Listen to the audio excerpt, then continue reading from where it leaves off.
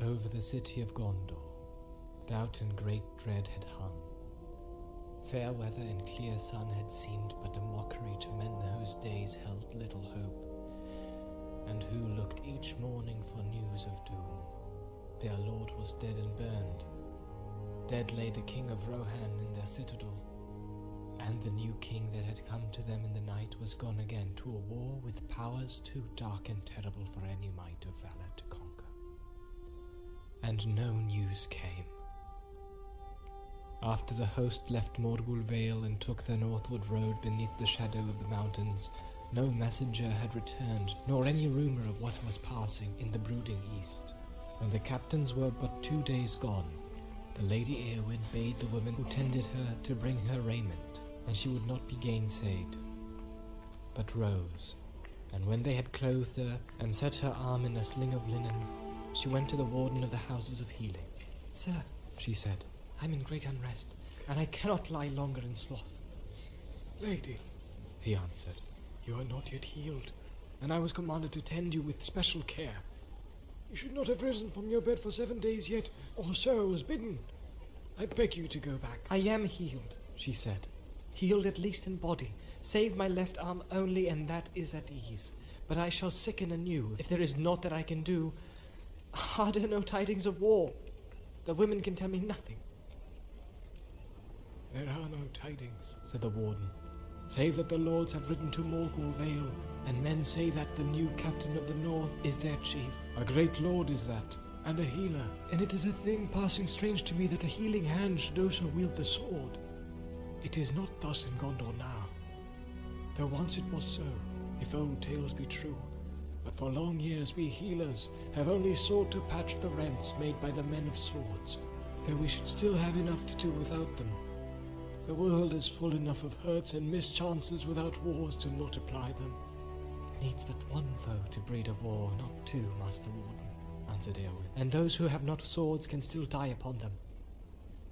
Would you have the folk of Gondor gather you herbs only, when the Dark Lord gathers armies? And it is not always good to be healed in body, nor is it always evil to die in battle, even in the bitter pain. Were I permitted, in this dark hour, I would choose the latter." The warden looked at her.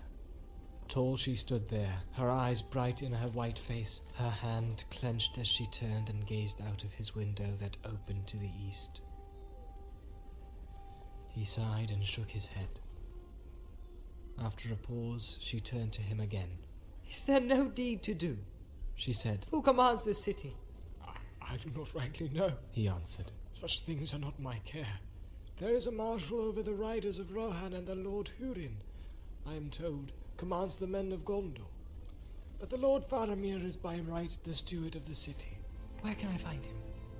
"In his house, lady. He was sorely hurt, but is now set again on the way to health. But I do not know—" "Will you not bring me to him? Then you will know."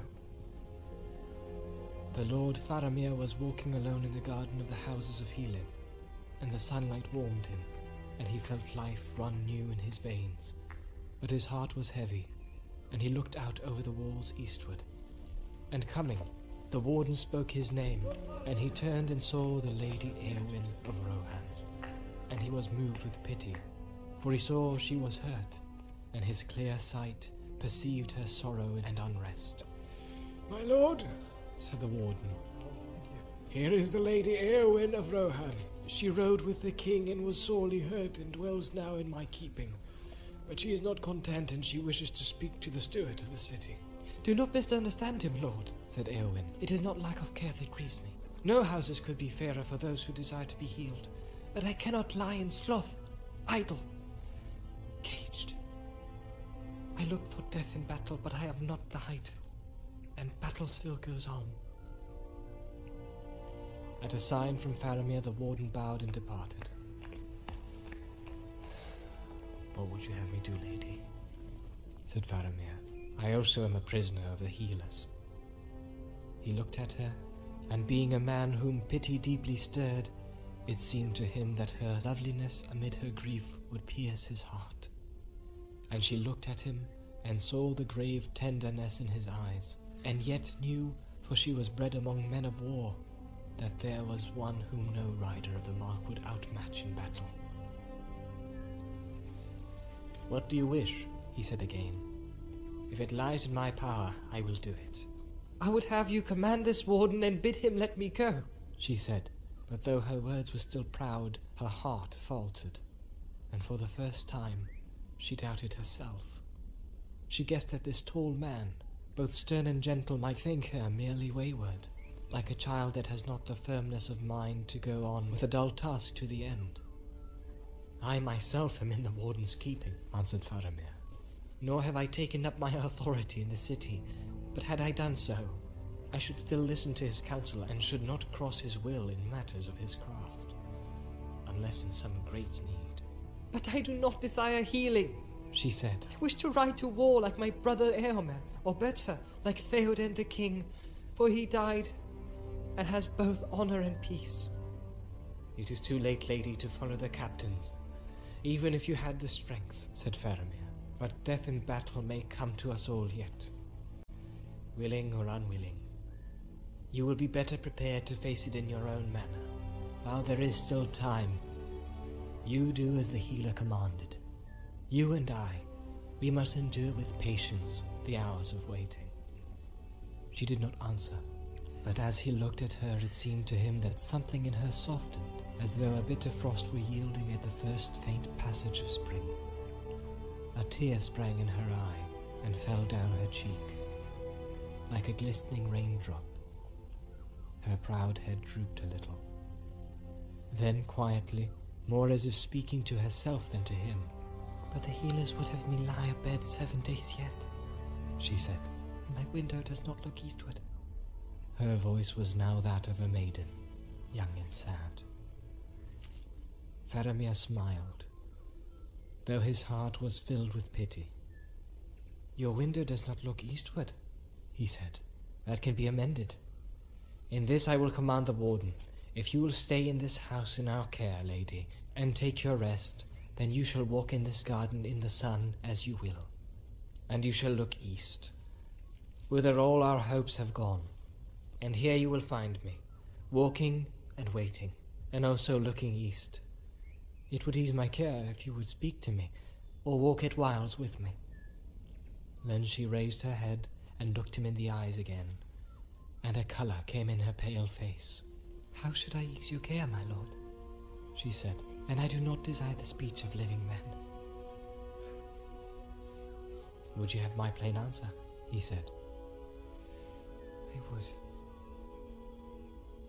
"Then, Eowyn of Rohan, I say to you that you are beautiful.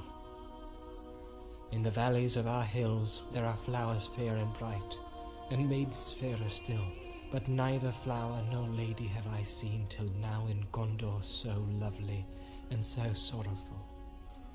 It may be that only a few days are left ere darkness falls upon our world, and when it comes I hope to face it steadily. But it would ease my heart if while the sun yet shines, I could see you still. For you and I have both passed under the wings of the shadow, and the same hand drew us back." "Alas, not for me, lord," she said. "Shadow lies on me still. Look not to me for healing. I am a shield maiden, and my hand is ungentle. But I thank you for this at least, that I need not keep to my chamber. I will walk abroad by the grace of the steward of the city." And she did him a courtesy and walked back to the house. But Faramir for a long while walked alone in the garden, and his glance now strayed rather to the house than to the eastward walls. When he returned to his chamber he called for the warden, and heard all that he could tell of the Lady of Rohan. "But I doubt not, lord," said the warden, "that you would learn more from the halfling that is with us, for he was in the riding of the king, with the lady at the end, they say." And so Merry was sent to Faramir, and while that day lasted, they talked long together, and Faramir learned much, more even than Merry put into words, and he thought that he understood now something of the grief and unrest of Eowyn of Rohan. And in the fair evening, Faramir and Merry walked in the garden, but she did not come. But in the morning, as Faramir came from the houses, he saw her, and she stood upon the walls, and she was clad in white, and gleamed in the sun. And he called to her, and she came down, and they walked on the grass or sat under a green tree together, now in silence, now in speech. And each day after they did likewise, and the warden, looking from his window, was glad in his heart, for he was a healer, and his care was lightened, and certain it was that, heavy as was the dread and foreboding for those days upon the hearts of men, still these two of his charges prospered, and grew daily in strength.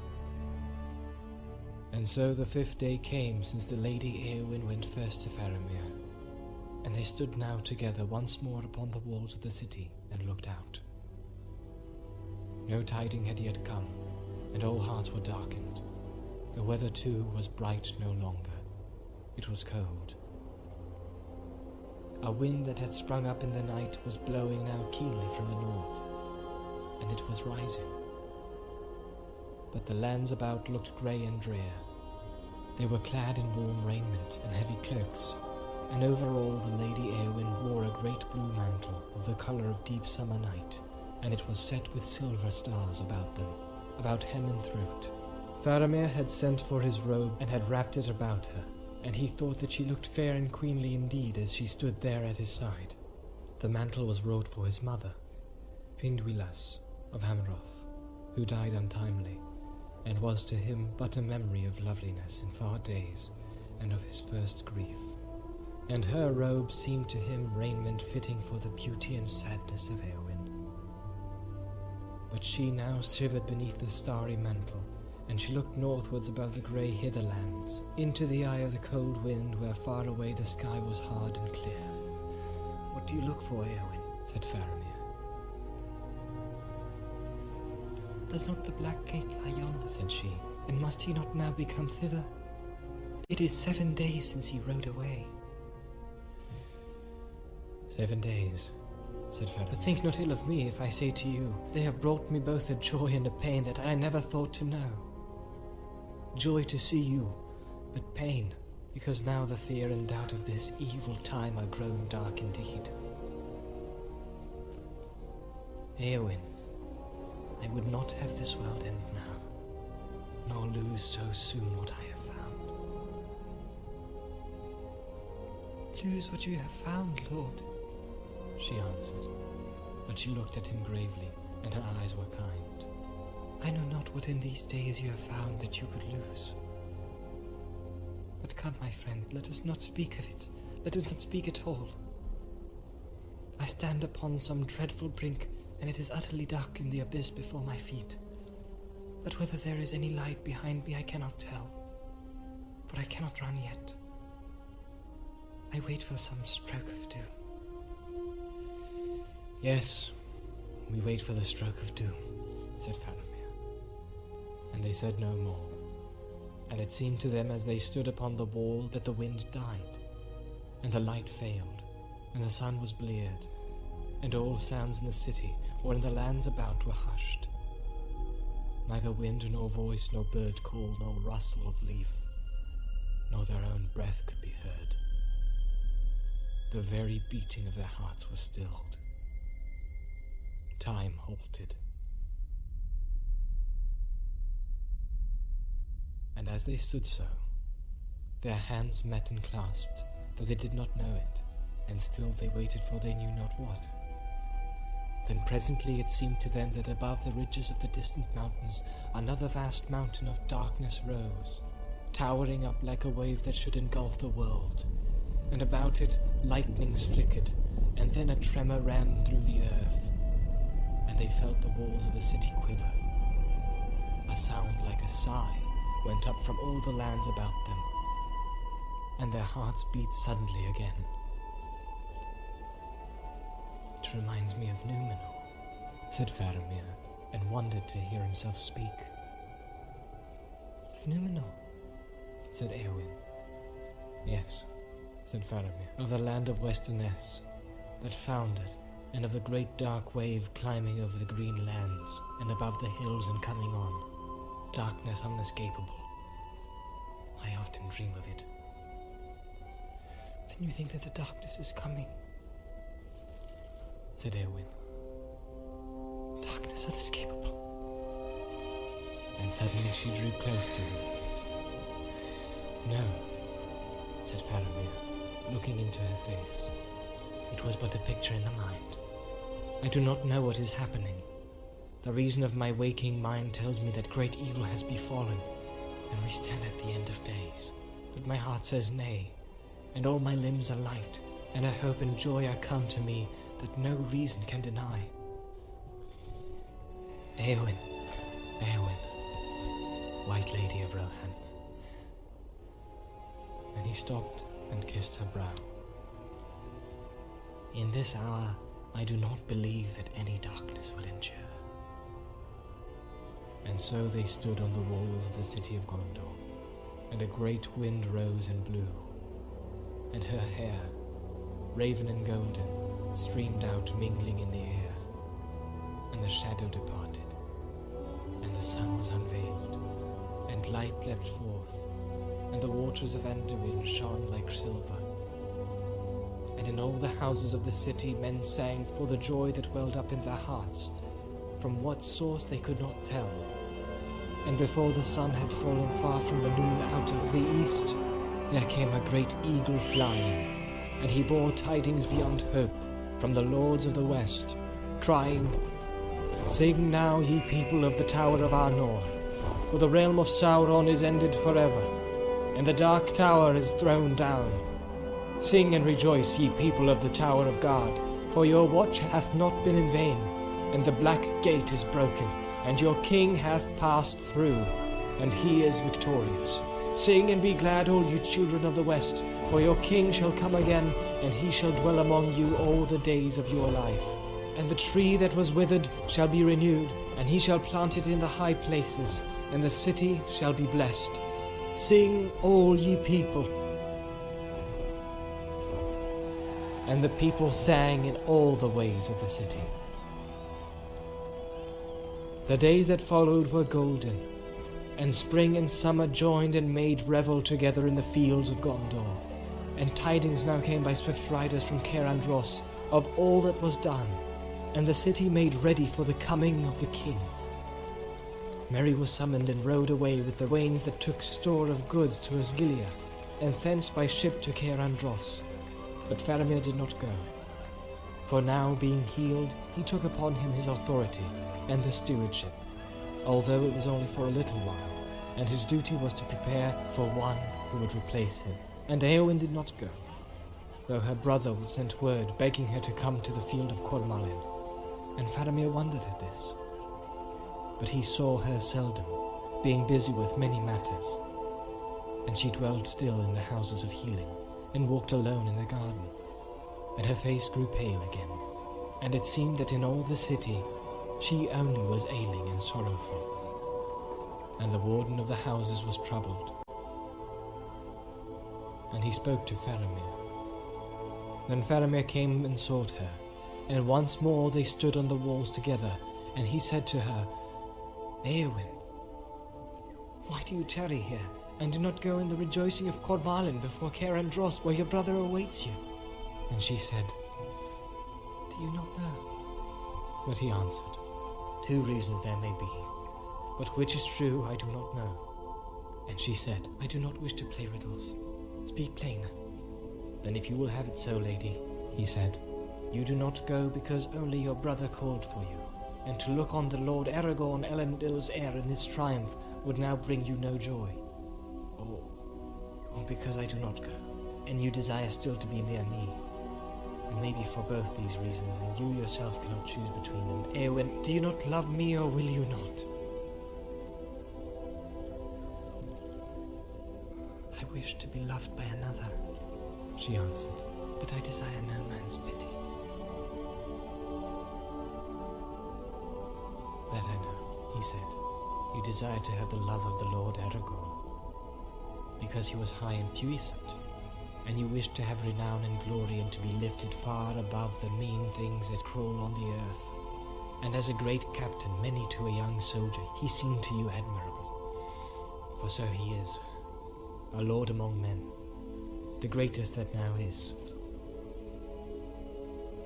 But when he gave you only understanding and pity, then you desire to have nothing, unless a brave death in battle. Look at me, Eowyn. And Eowyn looked at Faramir long and steadily, and Faramir said, Do not scorn pity that is the gift of a gentle heart, Eowyn. But I do not offer you my pity, for you are a lady high and valiant, and have yourself won renown that shall not be forgotten, and you are a lady beautiful, I deem, beyond even the words of the elven tongue to tell. And I love you. Once I pitied your sorrow, but now, were you sorrowless without fear or any lack, were you the blissful queen of Gondor, still I would love you, Eowyn. Do you not love me?